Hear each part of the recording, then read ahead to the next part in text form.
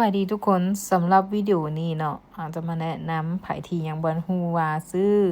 เหรียญใน Binance โดยใช้บัญชีเงินกีบเห็นแนวใดมาเบิ่งกันเลย แต่ว่า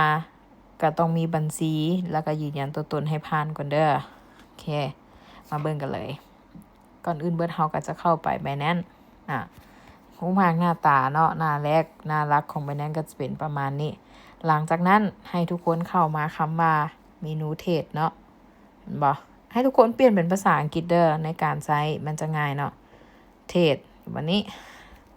ก็เข้ามาเนาะหลังจากนั้นให้ทุกคนไปเลือกคำว่า P2P เนาะไปเลือกคำว่า P2P หลังจากนั้นทุกคนก็เลือกค้านได้เลยว่าทุกคนจะซื้อเท่าไหร่ทุกคนสังเกตเนาะมันจะมีปริมาณลิมิตค่ะเจ้าเริ่มต้นที่เท่าไหร่เนาะมันจะมีแจ้งเนาะสมมุติว่าห้านทำอิฐนี่เห็นบ่มันจะแจ้งลิมิตอยู่ที่5 ล้าน50 ล้านในการซื้อต่อ1ครั้งสินะเบิ่งไปถ้าทุกคนงบน้อยก็ลองไล่เบิ่งเนาะอันนี้เริ่มต้นที่10 ล้านเนาะ31 ล้านตัวนี้ก็เริ่มต้นที่10 ล้าน51 ล้านตัวนี้นี่เริ่มต้นที่10 ล้าน110 ล้านตัวนี้นี่เริ่มต้นจาก10 ล้านอย่างเสียนะเขาก็หาเบิงแต่วิดีโอนี้เนาะจะมาลองซื้อให้ทุกคนเบิงจะลองซื้อจากลองซื้อจาก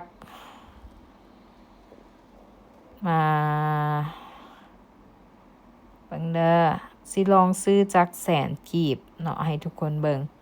จะลองซื้อจาก100,000 กีบเด้อให้ทุกคนเบิง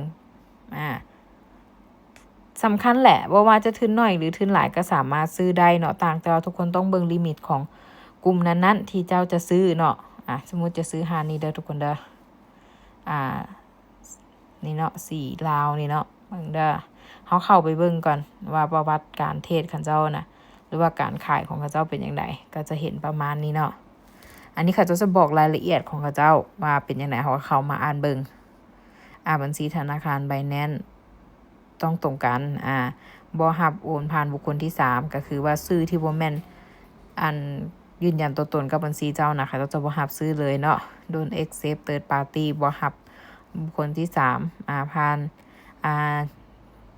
BCL1 JDB อหยังสำระแลกเปลี่ยนภายใน3นาทีถ้าหากว่า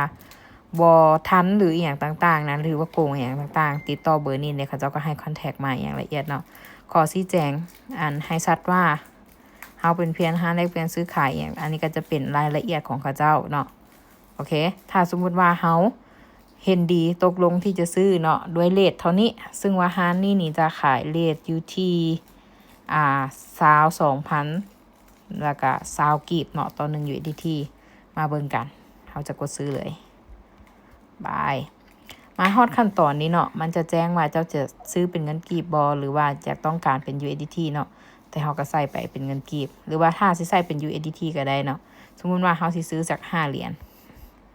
มันก็จะตกเป็นเงินอยู่ประมาณนี้แต่ว่าอันนี้สิซื้อ100,000เนาะเป็นเงินกีบ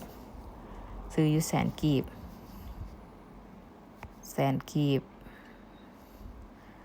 โอเคก็จะได้อยู่ประมาณนี้เนาะ100,000 กีบเนาะทุกคนเนาะหลังจากนั้นเฮาก็กดรายละเอียดอีกอย่างแล้วเฮาก็กดTake order อยู่วันนี้กดไปหลังจากนั้นให้ทุกคนไปที่กดแชทอยู่วันนี้เด้อกดแชทอยู่วันนี้โอเค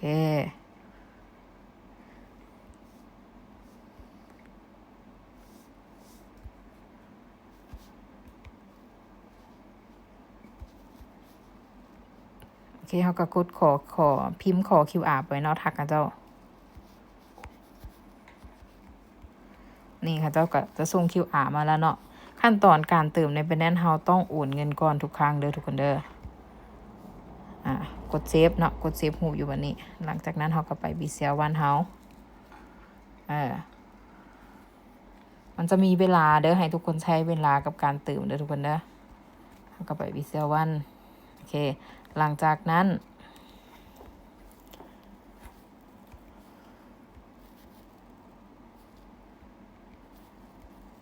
ก็ไป BCL1 เนาะโอเคหลังจากนั้นเฮาก็ไปกดโอนเงินให้กับเจ้าเฮ าเติมไปเมื่อกี้นี้เท่าไหร่เนาะ100,000แม่นบ่เฮาก็กดไป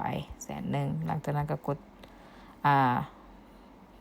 หยังต่างๆตอบคำถามไปของเฮานั่นแหละแล้วก็เขาจะบอกว่าใส่คำอธิบายแนวใดก็ใส่ตามเขาเด้อแต่อันนี้ปกติจะใส่ค่าเครื่องเนาะหลังจากนั้นก็กดโอนกดโอนแล้วก็แคปสลิปการโอนเนาะแล้วก็กลับไปที่ Binance หลังจากนั้นเฮาก็ตัวที่เฮากดโอนเมื่อกี้นะรูปเมื่อกี้นี้เนาะเฮาก็กดส่งไปแล้วก็แจ้งว่าสำเร็จ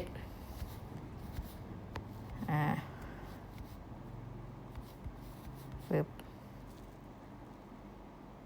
แล้วก็อีกวันนี้นำเนาะทุกคนเนาะกด transfer notice seller ก็คือหลังจากนั้นเฮาก็กดรอท่าเหรียญเข้ามาเนาะ you have make the order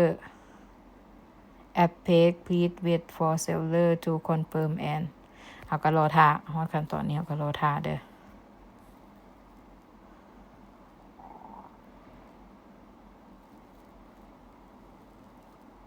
เหรียญที่เราจะได้แม่น 4.49 เนาะรอท่าโอเคตอนนี้เหรียญเราก็มาเป็นที่เรียบร้อยแล้วเนาะเห็นป่ะเมื่อกี้นี่เหรียญเรามาเป็นที่เรียบร้อยแล้วก็คือ4.54 USDT เนาะ complete โอเคเป็นเรียบร้อยละผู้ใดจะซื้ออีกก็ order again ถ้าผู้ใดบ่ซื้อก็กดออกได้เป็นทีมฮอยแล้วเด้อแน่นอนเนาะขั้นผู้ใดที่ว่ายังบ่มีเหรียญก็ต้องไปซื้อเหรียญก่อนแล้วก็ไปเบิ่งที่กระเป๋าตัวนี้มันจะเข้ามาอยู่ฟันดิ้งเด้อทุกคนเด้อนี่ให้ทุกคนกลับมาเบิ่งอยู่ที่กระเป๋าหลังจากนั้นนี่เนาะเห็นป่ะมันก็จะแจ้งละเอียดว่าเฮาซื้ออีหยังเท่าใดเห็นป่ะ P2P buy 4.54 นี่เข้ามาเรียบร้อยแล้วก็เงินก็จะเข้ามาอยู่ฟันดิ้งเนาะมันจะเข้ามาอยู่เนี่ยมันก็จะบวกเนาะว่าเฮาซื้อเหรียญไป 4.449 เนาะโอเคนี่หลังจากนั้นอันนี้แม่นขั้นตอนเนาะขั้นตอนการซื้อแบบ P2P ก่อนเพราะว่าถ้าเฮาบ่มีเงินเฮาก็จะโอนบ่ได้เนาะเฮาก็ต้องซื้อก่อนให้เป็นเหรียญก่อนโอเคสำหรับคลิปของการซื้อ USDT ผ่าน P2P ก็ประมาณนี้เนาะแล้วก็ผ่านธนาคารลาวเลยโอเคไว้เจอกันในวิดีโอต่อไป